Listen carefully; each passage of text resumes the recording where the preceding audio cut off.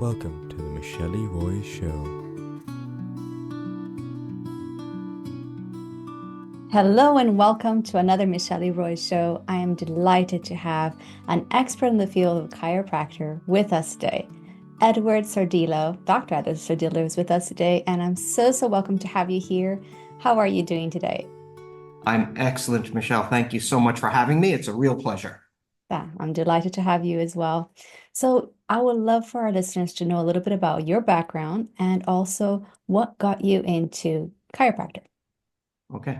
So my story is probably pretty typical of many people who end up getting into chiropractic. Only mine has a little twist in it. So when I was actually quite young, my parents used to go to a chiropractor. But so this would have been back in the late 60s, early 70s. And it was, in fact, their GP who had recommended that they go to a chiropractor, which is even more unusual. But I used to go with them. I had a few adjustments when I was very young. I didn't particularly have any problems, but I had a few adjustments when I was very young. And my father always said to me, my father was a truck driver and he had back problems, and he would always be quite stiff and sore. So I used to actually give him a massage when I was very young, 9, 10 years old. And he always said, "You have great hands, Ed. You should become a chiropractor." Right. And so now that I forgot all about that. I didn't think anything of it. And then when I was in college, I was actually studying music in college, Okay. and I got my first degree in music. And then I decided I actually wanted to go back to school and become a chiropractor. And then this clicked in my mind that my father had actually planted this seed very early on. And funnily enough, when I was a teenager, I had quite a few problems. I had terrible sciatica from the time I was about 12 years old. Mhm. I had shoulder issues in both shoulders, also from about 13 or 14 years old. So I suffered quite a bit, and it was severe. As a matter of fact, when I was studying music in college, I was a classical guitarist. So I spent much of my day sitting in a chair with one leg up on a stool, as traditional classical guitarists do. And this would cause me such severe pain that when I used to wake up and think, I'm going to have to sit for 6 or 8 hours today practicing, it caused dread in me. And the Mhm. pain was, and I lived like that for about, it was probably until I was 26 before I got my first adjustment as an adult. So from about 12 to 26 or 14 years, I lived with sciatica. I also had other issues that developed over time, which I didn't relate to my back issues. I never even considered I had back issues, being young and foolish. Right? But I got my first adjustment before I went to chiropractic school. And I had a lovely gentleman back in Brooklyn named Dr. Marasha, who took care of me for a full year before I went to chiropractic school. Okay. And he changed my life. Wow. So you were able to not only receive the benefits of it as well, but now being able to pass that on. And like for me, I'm so grateful that I have you as part of my medical team that take care of me because it's been amazing. And I think we'll be delving into more, but that's great. That's brilliant. So you understand both sides. Absolutely. I think that's one of the real beauties of most chiropractors is Yeah. they've been patients. Okay.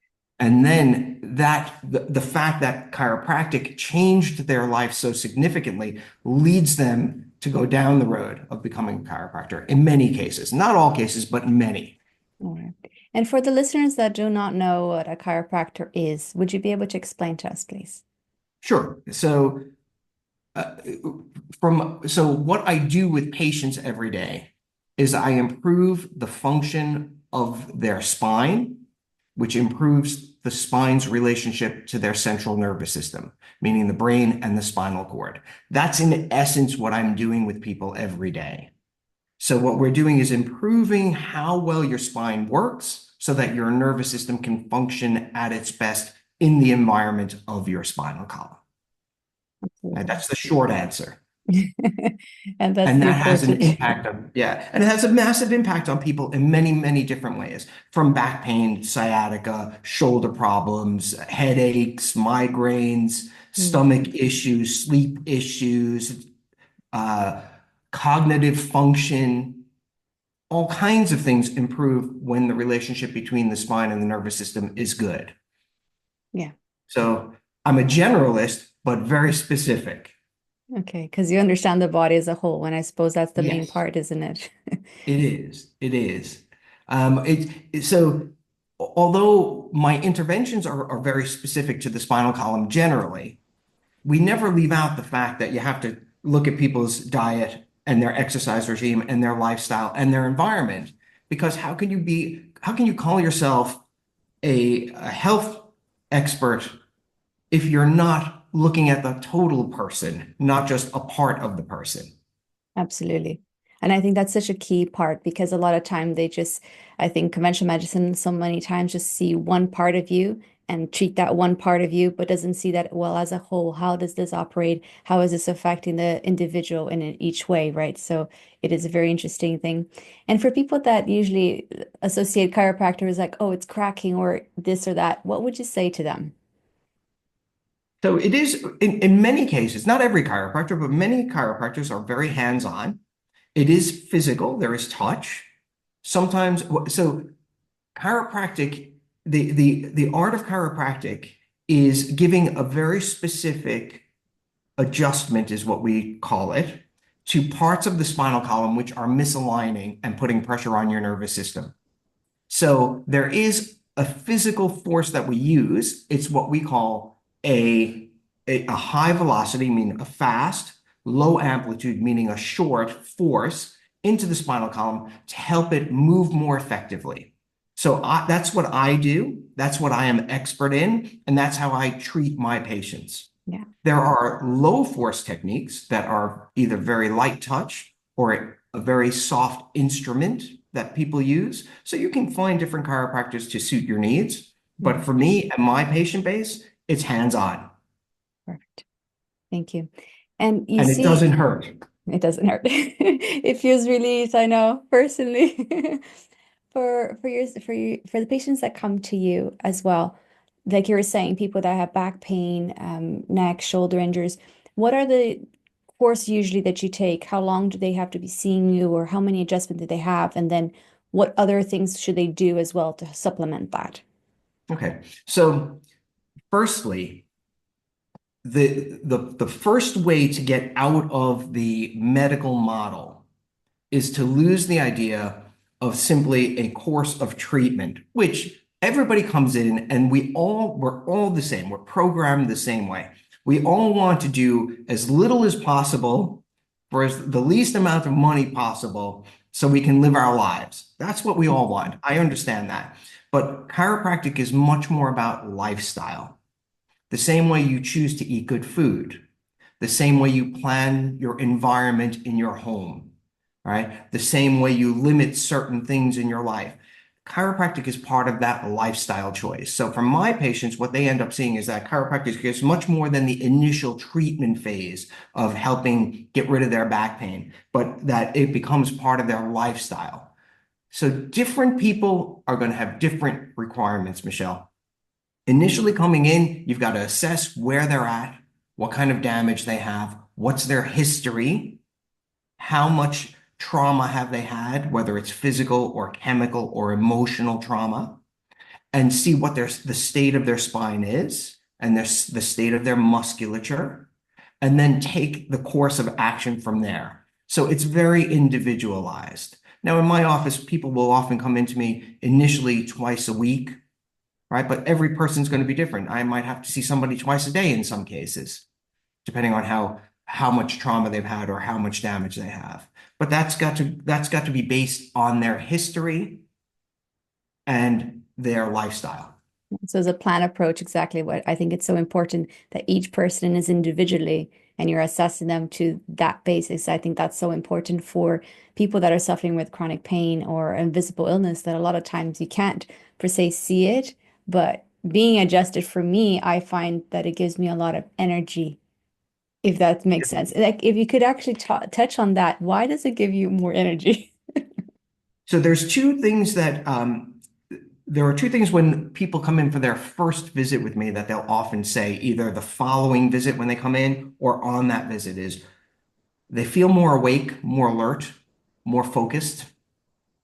Their vision gets better. These are very common things that I hear. People's hearing gets better. Not say necessarily somebody being deaf gets hearing, but if your hearing feels clouded Mm.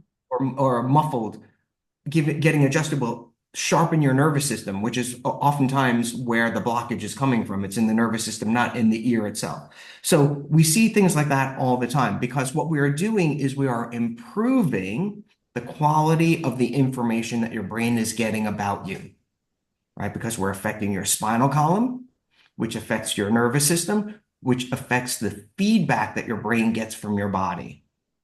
You see? So it's not just the brain going to the body, it's the information coming from the body to the brain, you see? And that's why it has such an impact on people's energy levels almost immediately. Some people will tell me they sleep amazingly as soon as they start to get adjusted, right? Although I had a person tell me yesterday that they didn't sleep when they went home. They had so much energy. Now they eventually went to sleep, but they went home and they were like, I was so energized. Right? So it can happen both ways because we're impacting the relationship between your nervous system and your organs and glands, and that can produce tremendous energy in people. So pretty much like if you were to take it back, right? The spinal cord holds your whole body, holds everything, right? Your system, like the nervous system, the parasympathetic system, all runs through that. And so you're Yes, just basically giving that adjustment. What you're saying is to help all of those informations to be sent properly, correct? exactly. We want to normalize the information flow. Mm. So if you can imagine, let's just say something simple like a normal birth in a child. There's often in the most normal birth, there's often a lot of twisting of the neck and twisting of the shoulders to allow the child to come out of the birth canal, right? That can sometimes cause some stress in the spinal column, particularly at the very top of the neck, base of the skull, top of the neck. And that, left unchecked, can lead to changes in how the brain and the body see each other. That may affect how the child turns their head to feed, to listen to mom or see mom or dad, to see their siblings, to see how they're going to go from lying face down to pulling themselves upright, Mm. to turning over. So all of a sudden now we have this little misalignment, which is affecting that communication system, right? And it's affecting how they then develop from there on. So what we want to do is normalize information because then the body works beautifully. We are beautifully created. Whoever did it did a fantastic job. Absolutely. Isn't that so? And so we are perfect as we are. Sometimes our environment gets in the way of it. Yeah. And so the more we can normalize, because you're normally healthy. It's not abnormal. It's not superhuman to be healthy. It's normal to be healthy. Mm. What is abnormal is the deviation away from health. And then we have to look at the things that create that deviation. And they can be manyfold, Mm. right? Sometimes one or two things may be critical in a person's recovery from whatever health condition they have. It may be diet. It may be environment. It may be EMF. It may be getting outside in the sun more. It may be relaxation, meditation, right? There are many things, or it may be a chiropractic adjustment Mm. or more exercise. But there may be one or two things that affect people dramatically in their health journeys. However, there are many factors that go into derailing you from health and many factors that can bring you back towards health. Yeah.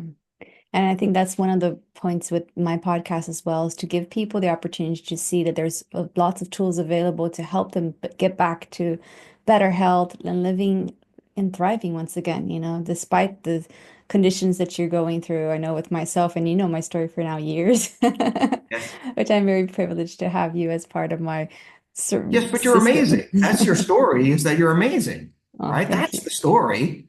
Yeah, exactly. We are. If we keep going, we have to keep believing ourselves for sure. And on And healing's a journey. yes, and that's exactly it leads to the next point that I was going to ask you about. In your office, you have this,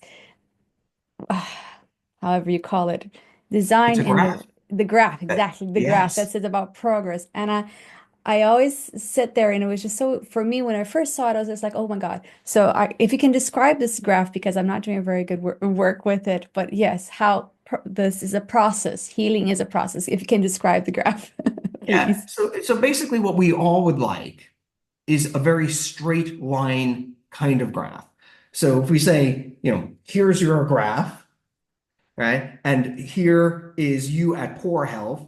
And then that we want our line to go from very poor health to perfect health in a very straight, uninterrupted line. Yes. And nothing in life works that way. So what my graph shows is this is our expectation, poor health to perfect health in a very straight, uninterrupted line. But in reality, it looks something more like a bee or a fly flying around all over the place and getting nowhere for much of the time. But that's often the way our healing journey feels to us Mm. because we think in very small terms about time, when in reality, it's this giant journey and it requires different impacts at different times. And they're all important Yeah. and they shouldn't be skipped. And we wouldn't be who we are if we didn't have that in our lives. And some people's journeys are more arduous than others. That's for sure. But one of the things I would love to get across to your listeners is that don't be fooled thinking that everybody else around you is perfect. Mm. Because I see the general populace, and many people are suffering silently or hiding, which is fine. Not everybody has to announce their problems. That's fine, whatever choice you make. But don't you believe for 1 second that you're the only person. And one of the beautiful things about your podcast is that you're telling people you're not alone. Yes, And there exactly. are options and there are ways that you can help yourself and help others, Yes. right? And Yeah. one of the biggest, I think for many people, the first step on the healing journey is making the decision to do something different. Amen. Absolutely. I completely agree with you. And I think this is the whole point of us being around, 1.1 in 3 people in Ireland right now suffer from chronic pain. In the world is 1.5 billion people. I mean, that's Massive astounding numbers. numbers. Absolutely. And exactly that. So much of us do these things in isolation. We don't, like you just pointed out, we don't talk about it. And there is also that stigma of what are people going to think if I bring this up? But at the same time, there are ways for us to get better. There are different modalities that we can implement to find that homeostasis in ourselves, isn't it? Absolutely. Never, look, this is the journey. It's so true that this really is a fundamental truth. It's not the destination, it's the journey. Mm. Life is for living in all its forms. I don't want to be throwing out just, things that you see on a business office wall, these cute terms. But the reality is that it's not about, like, there's no perfect life. This is the myth. We're going to have our challenges. John D. Martini, Dr. John D. Martini, many of your viewers will probably know who he is. Um, he always talks about the fact that life is about polarity, Mm. like a magnet. It doesn't matter how many times you cut the magnet in half, you're always going to have a positive pole and you're always going to have a negative pole. No matter, even when it's one atom of a magnet, there's a positive and a negative to that, Yeah. right? That is the duality of life. Yeah. Okay. So we're all on a journey. We're going to have our great moments. We're going to have our tough moments, but they all shape us and they all make us who we are. Yes. And I'm not saying Absolutely. people should suffer needlessly, For right? sure. Share your problems, get help, Mm. find different ways, but don't ever believe for a moment that you're the only one. Absolutely. Yeah, I think that's the key. We are all here. We're all living and having that experience of life, and we can all help each other as well. And I think sharing your story is so important because it's impactful. You get out of that silence and you're able to say, hey, I'm also here. I'm also on this journey with you. Would you come along with me? Who are the people that we need to bring along that can help us in our own journey and our own struggles as well. So how can you get adjusted so that you can feel a little bit more energy on those days that are not good? Yeah, absolutely. It's a huge part of it, you know? And look, I've had absolute miracles in my practice. I see them every day. You know, I really am fortunate. And I mean, I'm talking profound miracles. Mm, So, things can happen in an instant that change the course of your life and your health, sometimes very quickly, but it's not quick. In the scheme of things, all the things you've done up to that point, right? All the things you've changed, all the things you've implemented, all the things you've avoided, that's all been a part of it. Maybe setting up that moment where I deliver the adjustment and things seem profoundly different for you. mm, You see? yeah, But everything matters. yeah.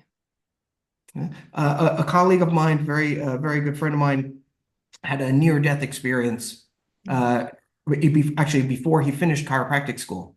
And one of the things that he said, and this has always stuck with me when he tells his story, was that when he was in that moment of in the light, mm, every person he had ever come across in his entire life up to that point was there. And every person was of equal importance. mm, There was no moment that was less impactful or less important for him. The man who sold him a donut, the person who picked something up for him, whatever it was, they were all the same importance, which is exactly what's happening with our healing journeys. Everything we do is of equal importance, even though some things may seem much more impactful than others. yeah. And it's all those small little things, right? The micro little steps that we do towards it. Like you were saying about the polarity and the pull that you have, the positive and the negative. And it's always like, how can you look at it? Like even today we were talking before we got on there, right? The sun is shining. It was -2 degrees, but the sun is shining. So it's like it's a beautiful day. Absolutely, absolutely. It is incredible just to see the sun. I don't know anybody who doesn't look at the sun and go, "Oh, that's better." Yeah, That just feels good. And look, rainy days can be nice. I know cloudy days can be fine, but there's nothing like having the sun on your back, in your face. It's gorgeous. absolutely. It really, really helps. Yeah. Absolutely, yes. Another question for you. When should people seek chiropractic help? So I always say this. I feel that my time would be best spent if I was in the maternity hospital, Okay, from the beginning. seeing every infant born. Wouldn't that be miraculous? Mm, Imagine the damage that we could prevent by checking every child at birth. mm, So you're never too young to get checked. And believe me, an infant's adjustment is very different from an adult who has scar tissue and damage. There are different things. So, but if we could check every child, that would make such a massive impact on the world. We would be unrecognizable to ourselves. yeah. From there, as soon as you want to improve the quality of your life, whether that's improve the quality of your sleep, improve the quality of your digestion, improve the quality of your thought processes. You don't have to have back pain or neck pain or sciatica or frozen shoulder or migraines to come in, Mm, right? That's often what brings people to healthcare providers is pain. the loss of health, Yes. right? When we significantly recognize that we are no longer able to function as we once did, then we do something. And unfortunately, that is the culture that we have created. We as a society created that culture, We right? should be more preventative, right? Yes. But we've shaped it. Mm, You, me, we've all shaped this culture of we go when we're unwell and we want to get the problem fixed quickly and as painlessly as possible, right? Yeah. Now we're changing. There's a cultural shift now. And I see this more and more in medical doctors who I follow and am in touch with, who are now leaving allopathic medicine, traditional Western medicine, in Mm. favor of healthcare interventions like nutritional intervention, Mm. exercise intervention, lifestyle modification, right? So these are board certified MDs now changing because they realize their myopic path wasn't serving their patient base. Mm. And so there is a move, there is a shift. And you can see it. I mean, you can go on Instagram or YouTube and you'll find literally hundreds of MDs who are now changing their course of action from Mm. purely medicine driven, surgery driven to lifestyle driven. Very And that's a important. great thing. Yeah. Actually, it's a great question. For people that aren't in Limerick, if you're in Limerick or Ireland, definitely come and see Ed. I can't I can't suggest him enough. But Thank people you. that are outside, how can they know a good chiropractor? What are the signs that they should be looking for?